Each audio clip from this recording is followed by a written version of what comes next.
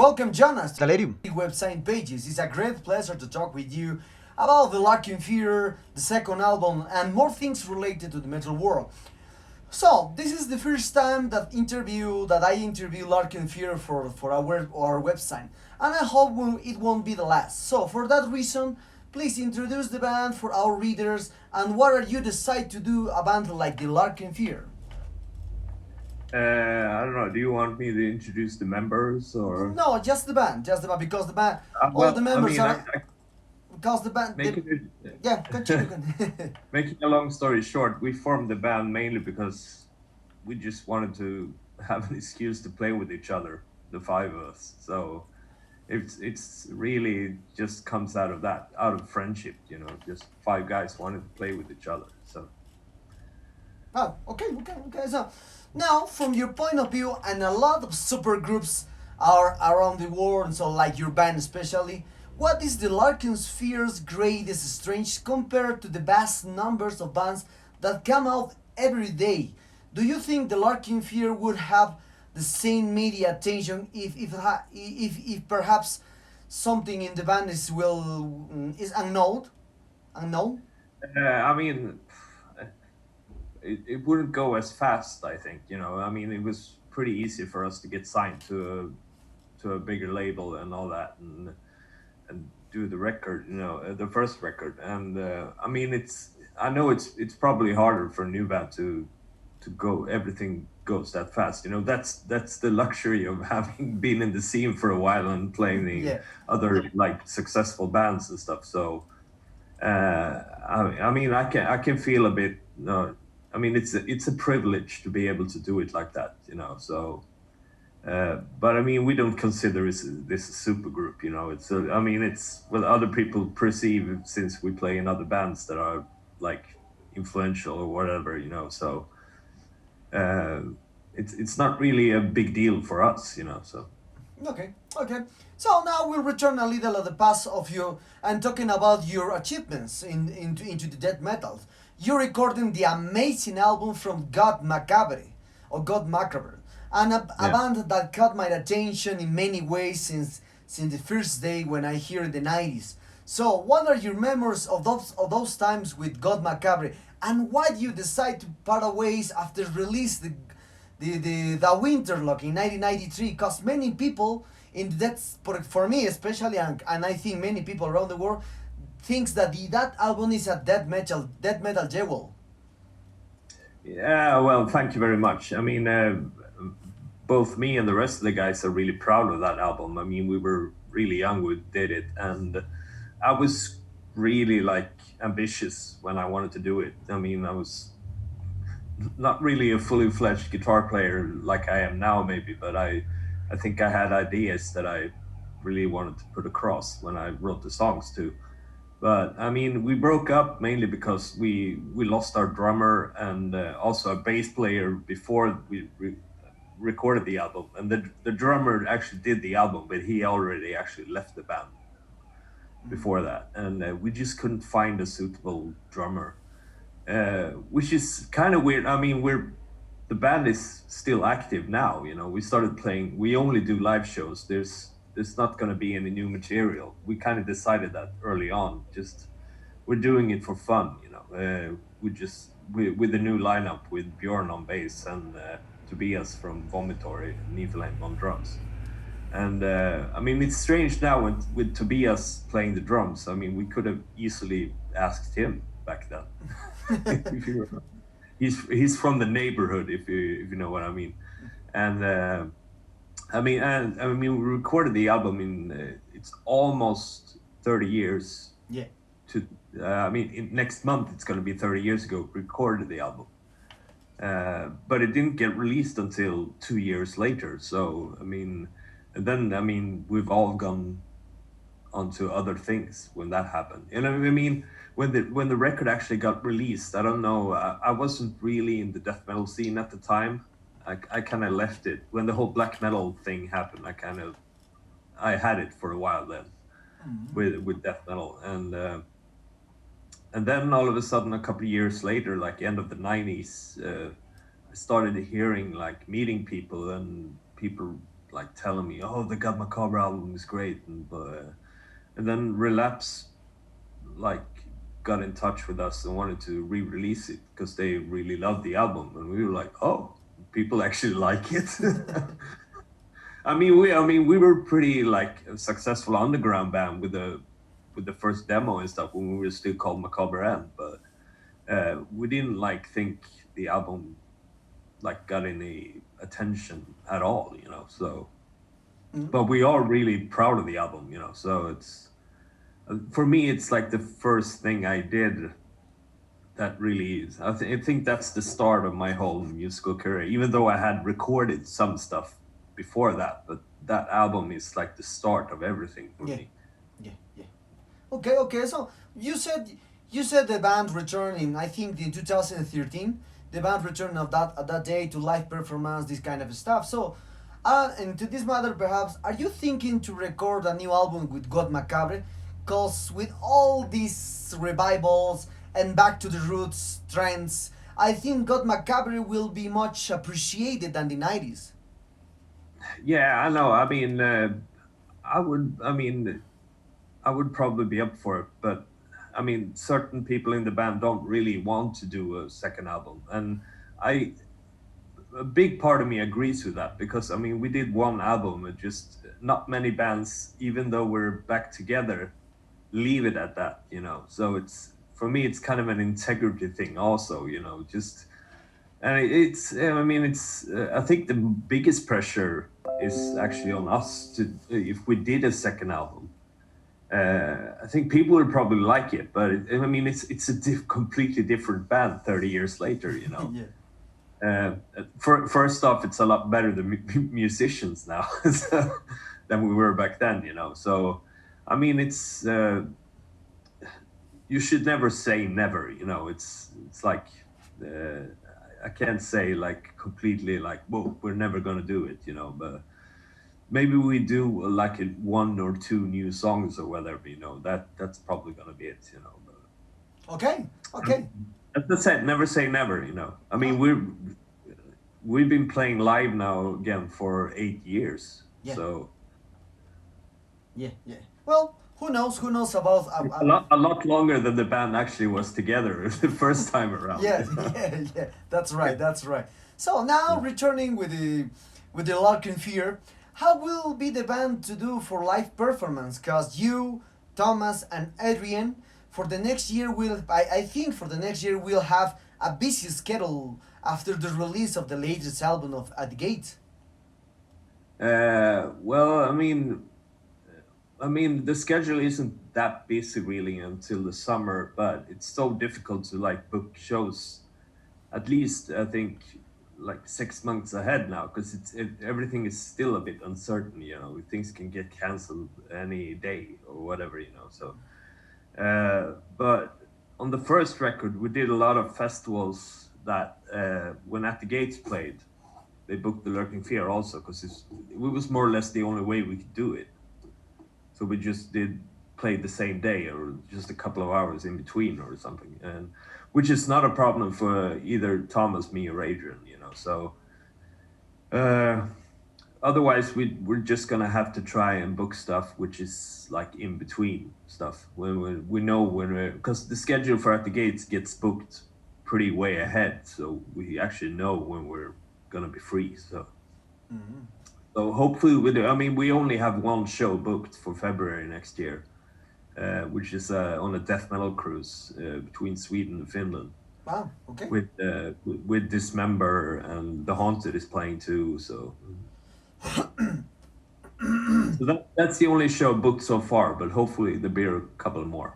So Okay, okay. You said in your answer in the first question that you gathered with Adrian, with Thomas, with some and more bands into the band to do new music with the Larkin Fear.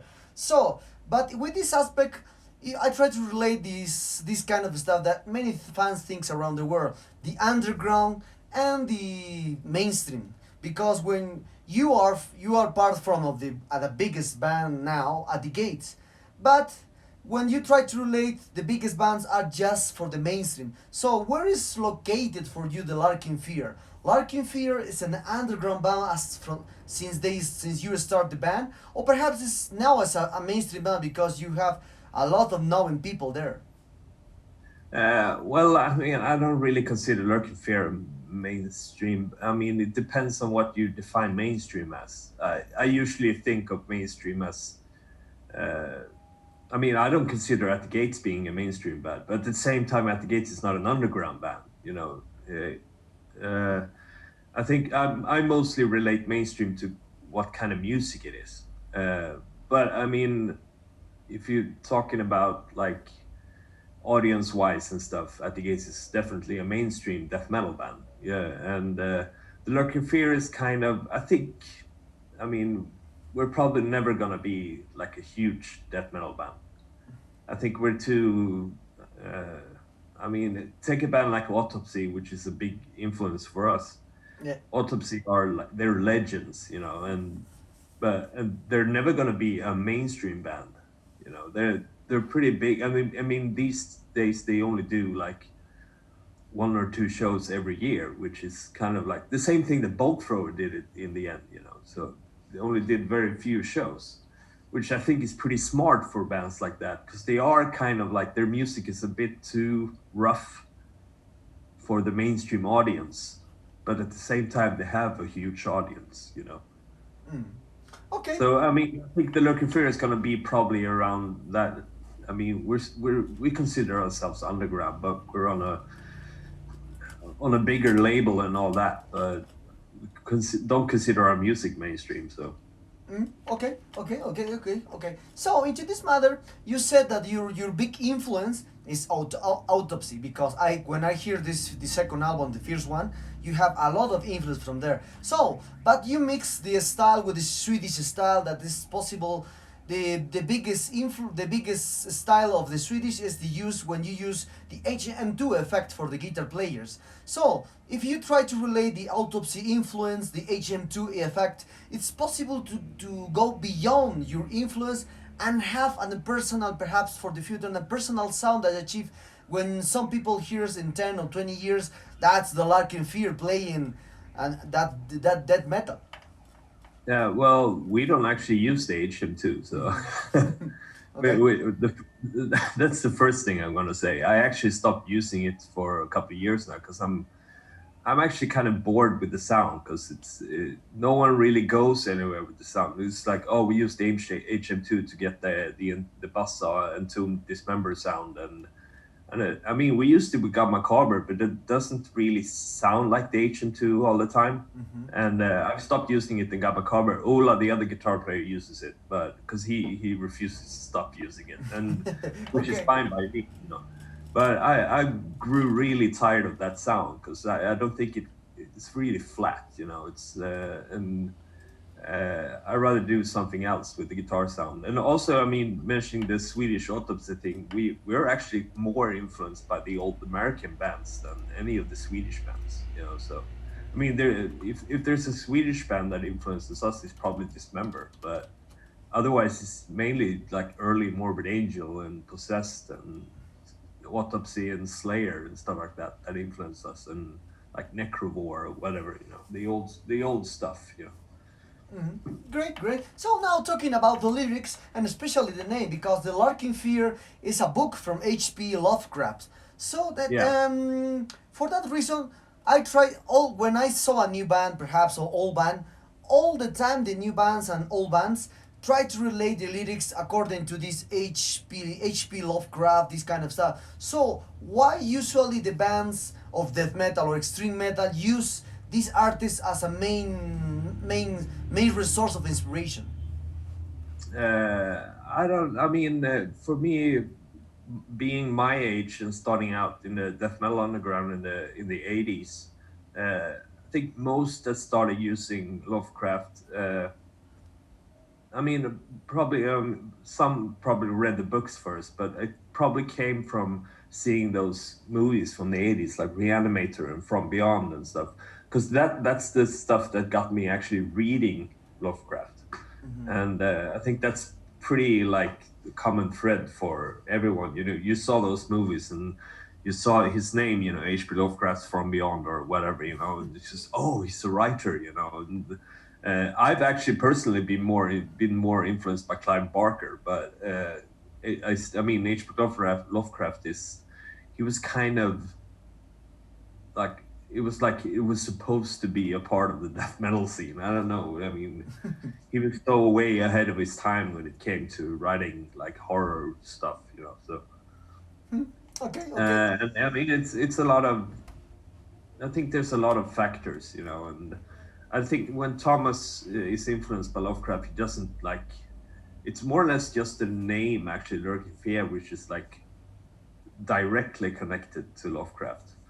The other stuff, it's more of his feeling around stuff when he writes and stuff that influences us a lot. Okay, okay.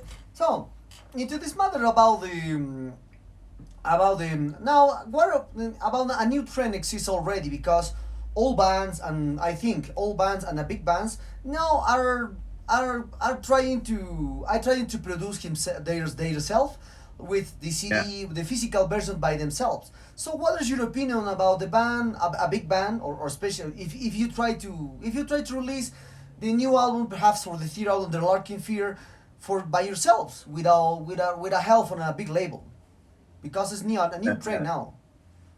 yeah, I know. I mean, I mean, I released the 7-inch that we released with Lurking Fear. I released that on my label. That was actually the first release on that label. Okay. And so, I mean, I know about the whole thing about releasing records by yourself. I mean, the only thing you really need is a good distribution. And I mean, you always need someone to handle the press. Otherwise, we wouldn't be sitting here, you know. Yeah, that's right. Uh, that's a tough one to do yourself as a band, you know, trying to get all the stuff out to the press, you know, so you can do interviews and get reviews and all that stuff. Uh, I mean, that's mainly the biggest part the record labels play. I think just actually making the music out there so people can actually hear it and know that it exists, you know. But I mean, if we were, I mean, we could probably release album as soon as the band is known. You can more or less do records by yourself. Mm. Uh, I mean, and a lot of bands tend to like record almost at home now, like home studios, uh, and I mean, I think that's fine, you know, but I still prefer recording it in a real studio with with a producer, you know, so that that it's a that comes with a second opinion about stuff and like good ideas, and maybe you should do that there instead or whatever, you know. So because you get a bit blind just doing. I could never like do a complete record by myself. Not death metal, at least. Maybe some other stuff, but I usually want to do it with someone else. Okay, okay. You said about your label. So how are things going with Moondown? Because you release just two, and I think you release three releases the single for Larkin Fear, the EP or the 7-inch from the Larkin Fear, and the compilation for Bomb Up Hideous, your other band.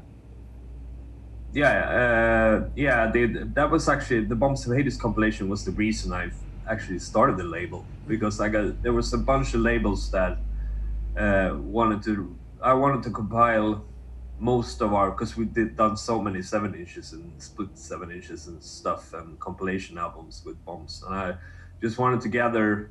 It was more or less all of them, besides I think the last two 7-inches, because I had this plan of making a part two for that also. But I don't know if that's gonna happen because we don't do that many 7-inches anymore. But and then add like 5 new tracks on it to make it a bit more exclusive, you know. So uh, I've actually formed the label just to release that because there was a bunch of labels who wanted to do it, but they never like got to the point and actually did it. So I got a bit like tired of waiting to get it out. So I formed the label, and then Leif at Century Media had the idea of me releasing the 7-inch through Century Media, but with the Lurking Fear, and then that's the only two. And I also did a 7-inch with one of my other bands, Electric Hydra, which is more of a stoner hard rock band. So that's the only three releases so far. I mean, it's not. I don't have that label to be like to be an actual big label or whatever. I just mostly release stuff that I'm kind of involved with, really. Okay, okay. Well, I said, until here we spoke about about your label, about your past, about the history in the band, a little about the sound of the band. So now, as I said in the first question, we will talk about other matters related to the metal world. We spoke about we spoke about the underground subject and the mainstream subject. But with these subjects appears the digital platforms. Where the digital platforms is now the new trend to hear music, because this new generation just want to hear the music with 1, 2, 3 songs into the digital platforms like Spotify, YouTube, etc., etc. So for you, why the albums doesn't have the same impact compared to the 80s and 90s, and what does band needs to do to improve the listeners of all songs in an album, or to encourage the listeners of all songs in an album? Uh, I mean, I don't know really how to make people. I mean, these days, I mean, it's probably a younger generation thing also, because those who are in their like 20s or even teenagers. I mean, they've grown up with like downloading and Spotify and stuff like that. I mean, my generation grew up with buying records, you know. So it's and records were. I mean, if you look at the metal world, there wasn't many like singles, you know. It was you bought an album. That's it. You know, there was never like a like it is now. We have like 3 videos or whatever coming out before the actual album. I mean, and it's also, I mean, if you look at how like mainstream pop or whatever, you know, back in the 80s when and into the 90s when MTV was the big thing, those artists released like 6 or 7 singles from each album, which is almost, so in some cases was almost the whole album being released as a single, which probably helped the album sales. But I think because of the whole digital thing now, and which is, I kind of have different thoughts about it. I think it's very convenient, especially when I travel or whatever, you know, to have like Spotify or whatever. But at home, I don't use it at all. You know, I listen to records, you know, and I'm not one of the, I mean, sure you do like playlists or whatever. And when if I'm in the car or whatever, I listen to like playlists that I do. Uh, but usually I want to listen to a whole album, because if a band has an idea for an album, it should be listened to as an album, you know. Okay, So I don't really know how to get around it. Really, it's yeah. just Yeah. I understand what you said. So what do you mean? So, but with this new trend, it's a weird thing too, because if you see around the world, many labels is catch this new trend, the vinyl and tape revival.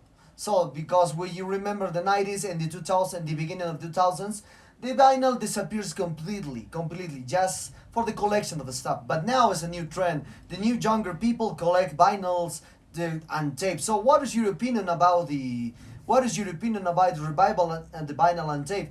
And for you, which one is your favorite to hear music? well, I'm a vinyl guy. I never really stopped buying vinyl. I haven't owned a CD player in like probably over 20 years or something. And I think I have probably like 50 CDs or something.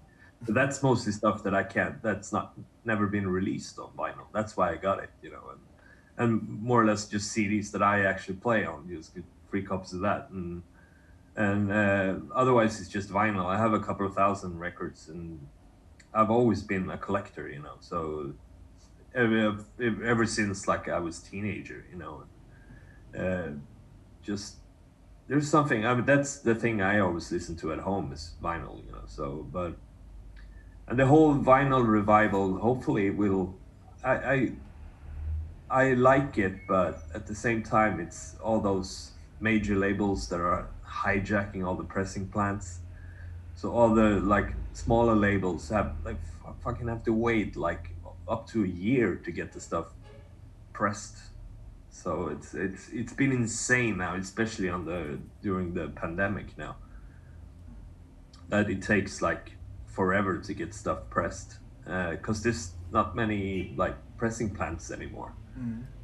I mean, Yeah. back in the 70s or 80s, there was like in the states. I mean, if you look at as a record collector, you know all the big labels like Columbia or whatever, they had like 10 different pressing plants in the US that so you can actually tell, oh, that one was pressed at that place and that one was pressed at that place.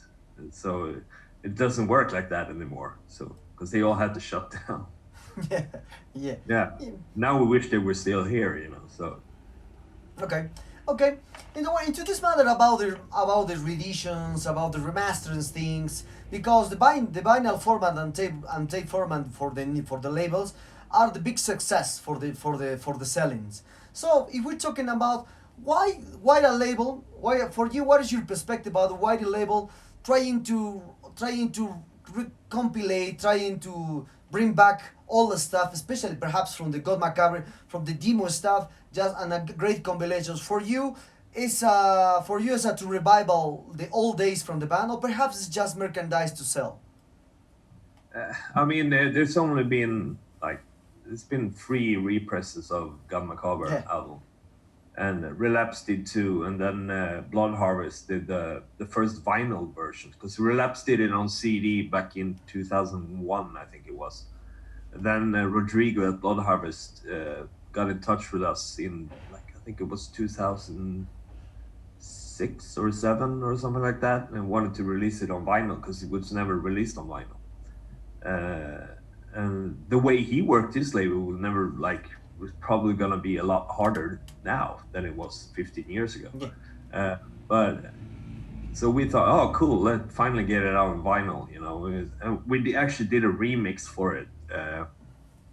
It's not really a remix; it's just more of a polished. We polished up the mix a bit for the reissue, and then for the second reissue, we actually recorded a new song, "Life's Word," which is not a new song. It was actually talks about having it on the record when we were recording it. We actually left it off because we felt it sounded too much like Entombed. uh, which it doesn't really, you know. But so we recorded that again. So that's we actually have recorded a new song that we got Macabre over the years. But I mean, and doing re-releases of stuff is. I think it's cool when you do like the underground stuff that's really hard to find, you know. But doing like 50 reissues of like whatever, you know, Morbid Angel or whatever. That's I mean, sure, the originals are pretty getting hard to find and expensive too, but those albums have been reissued like every 10 years or something, Yeah. and now it feels like sometimes it feels like stuff is getting reissued like every second year or every third year, and like, That's oh, right. we're going to do it in 10 different colors. And I'm not a big fan of that whole thing, releasing like 10 different colors of the record and stuff. So I think I understand the point the labels make because it sells. I totally understand that. But me as a record buyer, I always buy the black vinyl. I don't care about the colored ones. Okay, okay. Oh, well, we are very close to end this interview, Jonas. Yeah. And what are the future plans for the Larkin Fear and for Disney World? Perhaps a tour here in Latin America next year with At the Gates because all members belongs to the same band. Just two bands Yeah. is different. I mean, what did you mean? And But perhaps you have a scheduled tour for the next year with the Larkin well, Fear, the future plans, we etc., etc. actually we have no tour schedule at all for the Lurking Fair, you know. So I mean, the Lurking Fair is like we don't really. If we do a tour, it would probably be a very short one. Because I mean, it's mainly me, Thomas, and Adrian that kind of lives off of music. But I mean, I work on the side too, and Thomas is a teacher, so he works full time. So he mainly just wants to take time off work when at Gates are touring. And Andreas and Fred are working. You know, they're not making a living out of playing music, so it's very, it has to be financially stable for us to do a tour. I don't see uh, it happening longer than like maybe like a week or 10 days or something like that. That's I think that's the farthest we can stretch it, and do festivals, of course. You know. Okay, okay. Well, Jonas, the sad times arrive at this interview. I hope you enjoyed this one as I did, and thank you very much for the time. The new album is a great one, as usually was the first one. And thank you very much again for your time. Any last words? Any last words for your fans here in Latin America and artists that expect perhaps sometime the see Larkin Fear with a tour here with that at the gates too. Yeah, that would be awesome. I mean, I like playing in South America. It's really good fans there. So I hope the fans in South America really enjoys the second album.